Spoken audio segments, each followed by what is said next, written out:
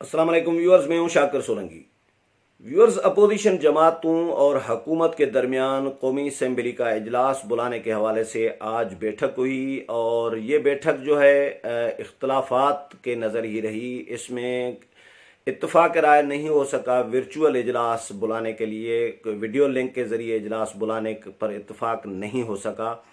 मुख्तलिफ लोगों ने मुख्तलिफ राय दी। ये 9 रुकनी कमेटी है, पार्लिमानी कमेटी फ़ख्र इमाम की सरबराही में स्पीकर कौमी असम्बली असद कैसर ने कायम की है। उसका आज पहला इजलास हुआ था, जिसको इस कमेटी को ये इसमें अपोजिशन के नून लीग के, पीपल्स पार्टी के, JUI के लोग भी शामिल किए गए हैं और हुकूमत के लोग हैं। 6 हुकूमत की तरफ से हैं और 3 जो है अपोजिशन की तरफ से हैं। अपोजिशन की तरफ से सरदार अयाज सादिक हैं, नवीद कमर हैं और शाहिदा अख्तर अली JUI की तरफ से। तो अपोजिशन के जो 3 अरकान हैं उन्होंने आज वीडियो लिंक के ज़रिए इस इजलास में शिरकत की और अपना मौक़िफ़ दिया। नून लीग ने आज प्रेस कॉन्फ्रेंस जो की उसमें यह अनाउंस किया कि हम इस इजलास में अगर वीडियो लिंक के ज़रिए बुलाया जाता है तो हम ऐसे इजलास में शिरकत नहीं करेंगे। एक तो आइनी तकाजा है कि इजलास हो तो वो फ़िज़िकल पेश हों मेंबरान, वो इजलास हुकूमत बुलाए। हम हुकूमत नून लीग को ये नून लीग का इल्ज़ाम है या ख़दशा है, नून लीग ये समझ रही है कि हुकूमत जो है पार्लियामेंट को गैर फ़ाल करना चाह रही है और पार्लियामेंट को लॉकडाउन करना चाह रही है। तो हम पार्लियामेंट को लॉकडाउन होने नहीं देंगे और पार्लियामेंट को बेवक़्त होने नहीं देंगे। पार्लियामेंट का जो आइनी तकाजा है पार्लियामेंट का इजलास बुलाने का, वो पूरा किया जाए। नहीं तो फिर हम वीडियो लिंक के ज़रिए अगर इजलास बुलाया जाता है, वर्चुअल इजलास, तो उसमें हम शिरकत नहीं करेंगे। आज शाहिद खाकान अब्बासी और ख्वाजा आसिफ हसन इकबाल ने जो प्रेस कॉन्फ्रेंस की उसमें ये उन्होंने अनाउंस किया है। अयाज सादिक और नवीद कमर, शाहिदा अख्तर अली, इन्होंने क्या मौक़िफ़ पेश किया? आज मेरी नवीद कमर से बात हुई इस इजलास के बाद। उनसे मैंने ये मालूम किया कि क्या फ़ैसला हुआ। एक तो कौमी असम्बली सेक्रेटेरिएट की जानिब से फ़ैसला जारी किया गया है। ज़ाहिर है वो प्रेस रिलीज़ होता है, प्रेस रिलीज़ में ख़बरियत वाली बात नहीं होती, बस वो एक फ़ॉर्मेलिटी, सरकारी एक हैंड आउट होता है। उसमें तो ये कहा गया कि तमाम अरकान के दरमियान जो है इत्तफाक पाया गया वगैरह वगैरह। फिर आगे लिखा गया कि फ़ैसला ये हुआ कि कौमी असम्बली का इजलास बुलाने से मुतल्लिक इस पार्लिमानी कमेटी का दोबारा इजलास होगा, जिसमें तमाम जमातों के यानी अपोजिशन जमातों के भी और हुकूमती जमातों के भी पार्लिमानी रहनुमाओं को भी मदऊ किया जाएगा। ये फैसला किया गया है। यानी पार्लिमानी रहनुमाओं का मतलब है कि पीपल्स पार्टी की तरफ से बिलावल भुट्टो जरदारी और नून लीग की तरफ से नून लीग की जानिब से ख्वाजा आसिफ पार्लिमानी लीडर हैं। और जो PTI है उनकी तरफ से भी इसी तरह। फिर JUI की तरफ से और MMA की तरफ से पार्लिमानी लीडर हैं मौलाना असद महमूद। तो बहरहाल जो पार्लियामेंट में पार्लिमानी लीडर्स मौजूद हैं तमाम जमातों के, उनको बुलाया जाएगा। अगर आज कोई फ़ैसला हुआ होता, इजलास बुलाने से मुतल्लिक कोई इत्तफाक राय पे हुआ होता, तो फिर अगले इजलास में पार्लिमानी रहनुमाओं को बुलाने की क्या ज़रूरत थी? यानी पार्लिमानी रहनुमाओं को बुलाया जा रहा है तो इसका मतलब है आज फ़ैसला नहीं हो सका और आज इत्तफाक राय नहीं हो सका। तो ये प्रेस रिलीज़ में कहा गया कि इत्तफाक राय किया गया कि इजलास बुलाना चाहिए, लेकिन ये तय किया गया कि पार्लिमानी रहनुमाओं को बुलाया जाएगा। नवीद कमर से जब मैंने बात की तो नवीद कमर ने कहा कि नून लीग का इसमें अलग मौक़िफ़ था, पीपल्स पार्टी का अलग था, हुकूमत का अलग था, हुकूमती वज़रा का इवन आपस में अलग अलग राय थी। बाबर अवान जो पार्लिमानी उमूर के वज़ीर हैं उनकी अपनी अलग राय थी। तो तमाम लोगों ने, हुकूमत तो वर्चुअल इजलास चाह रही थी, ये नवीद कमर का कहना था कि हुकूमत चाह रही थी कि वीडियो लिंक के ज़रिए इजलास हो।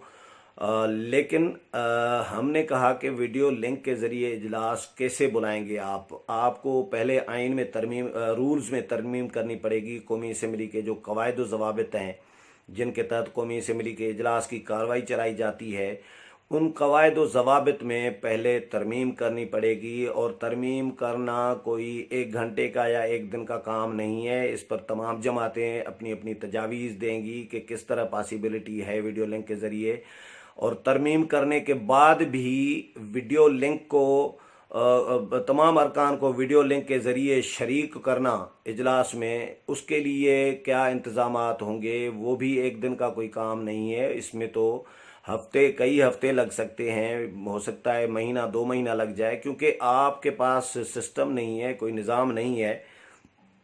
आप सिंध में या बलूचिस्तान में या KPK के किसी दूर दराज इलाके में बैठे हुए MNA को वीडियो लिंक के ज़रिए कैसे शामिल करेंगे।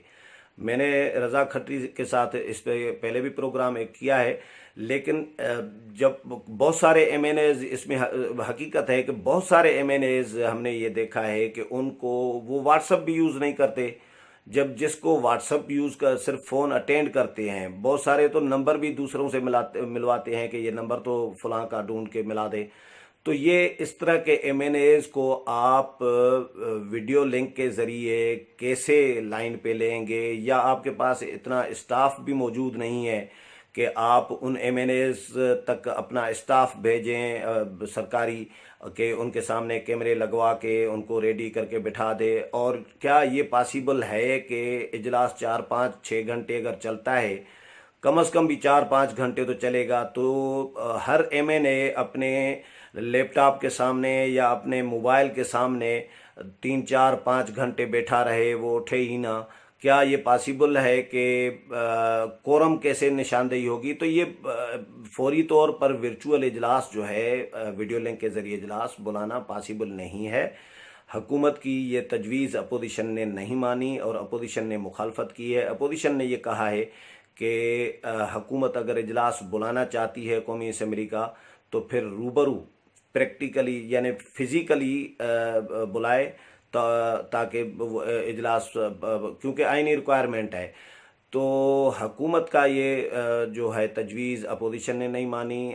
हुकूमत कम अज़ कम इस पर जो है खामोश हो गई है, और हुकूमत ने ये कहा है कि चलें फिर इस तरह करते हैं कि पार्लिमानी रहनुमाओं को जो है बुलाते हैं और उनसे मुशावरत करते हैं। नवीद कमर से मैंने एक और बात पूछी। मैंने उनसे पूछा कि क्या ये आइन में है कि तरमीम जब तक ना हो तब तक ये इजलास जो है फिज़िकली हो, तो या दिन पूरे करने हों, क्या मतलब फिज़िकली इजलास क्यों बुलाना चाह रहे हैं, उसकी वजूहात क्या हैं। सिर्फ दिन पूरे करने हैं। तो उन्होंने कहा कि एक तो दिन पूरे करने का तो है ही, 72 दिन अभी तक कौमी असम्बली का इजलास इस पार्लिमानी साल में हुआ है, और 130 दिन होना चाहिए। तो 130 दिन इन्होंने पूरे करने हैं, लेकिन ये रीज़न थर्ड पे है। जो पहली बुनियादी रीज़न है इजलास बुलाने की, वो है कि हुकूमत के 4-5 आर्डीनेंस जो है वो एक्सपायर हो गए हैं, लैप्स हो गए हैं। आर्डीनेंस की मुद्दत ख़त्म हो चुकी है। अब वो आर्डीनेंस जो होता है वो किसी भी कानूनी होता है, किसी बिल की का जो अल्टरनेट है, यानी कानून का अल्टरनेट जो दूसरा कानून है वो आर्डीनेंस के ज़रिए आता है। तो आर्डीनेंसेस वो एक्सपायर हो गए हैं, तो वो कानून जो है वो इस वक्त ख़त्म हो गए हैं। तो पार्लियामेंट का इजलास बुलाकर पार्लियामेंट से उनकी तोसी की मंजूरी ली जाएगी, उनके बारे में कोई फैसला किया जाएगा, या उनको बिल की शक्ल देकर जो है मंजूर कराया जाएगा, तो वो फ़ाल हो जाएगा और एक्टिव हो जाएगा। तो एक तो मजबूरी हुकूमत की ये है कि इनको आर्डीनेंसेस के बारे में फ़ैसला कराना है पार्लियामेंट से, और कुछ आर्डीनेंसेस ऐसे हैं जो एक्सपायर होने की तरफ जा रहे हैं। तो हुकूमत की ये मजबूरी है। दूसरा ज़ाहिर है ये हालात भी ऐसे हैं। तो नवीद कमर ने कहा कि ये तो अभी फ़िलहाल तय नहीं हुआ, ये तय हुआ है कि पार्लियामान लीडर्स आएंगे, लेकिन हुकूमत भी इस पे राज़ी हो गई है कि फ़िज़िकली इजलास होना चाहिए, वीडियो लिंक के ज़रिए नहीं होना चाहिए, फ़िज़िकली होना चाहिए। लेकिन ये भी हालात पर डिपेंड करता है कि कोरोना वायरस अगर कुछ रफ्तार इसकी स्लो होती है, कुछ केसेस अगर कम होना शुरू होते हैं, तो ये तब ही पॉसिबल होगा। अगर ये कोरोना की सूरत आने वाले 4 दिन, 5 दिन, 10 दिन के बाद अगर मज़ीद ख़राब होती है, खुदा न खास्ता, तो फिर तो इजलास ये नहीं हो सकेगा। ये तो अंडरस्टूड बात है।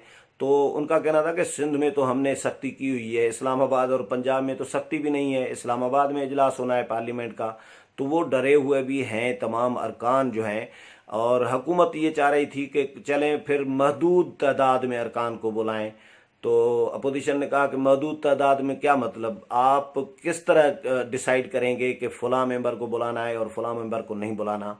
तो हुकूमत की ये तजवीज़ भी अजीब थी, लेकिन अपोजिशन ने मुस्तरद कर दी कि बुलाना है तो सबको बुलाएं। या आप कैसे डिसाइड करेंगे कि इजलास बुला रहे हो कौमी असम्बली का और आप डिसाइड करोगे कि महदूद तादाद में फ़लाँ फ़लाँ आ जाए और फ़लाँ फ़लाँ ना आए, तो ये तो गलत फैसला होगा। तो ये भी हुकूमत की तजवीज़ जो है अपोजिशन ने मुस्तरद कर दी। अब मैंने पूछा कि इजलास आइंदा कब होगा, तो उन्होंने कहा कि बुध को होगा। बुध यानी ये आज जो शुरू हो रहा है बुध, ये नहीं, अगला यानी 8 दिन के बाद जो वेनसडे आएगा उसको इजलास होगा। उसमें पार्लिमानी रहनुमा भी शिरकत करेंगे, उसमें फैसला किया जाएगा कि कौमी असम्बली के इजलास का क्या करें। अगले प्रोग्राम में फिर मुलाकात होगी, तब तक इजाज़त चाहता हूँ। अल्लाह हाफिज़।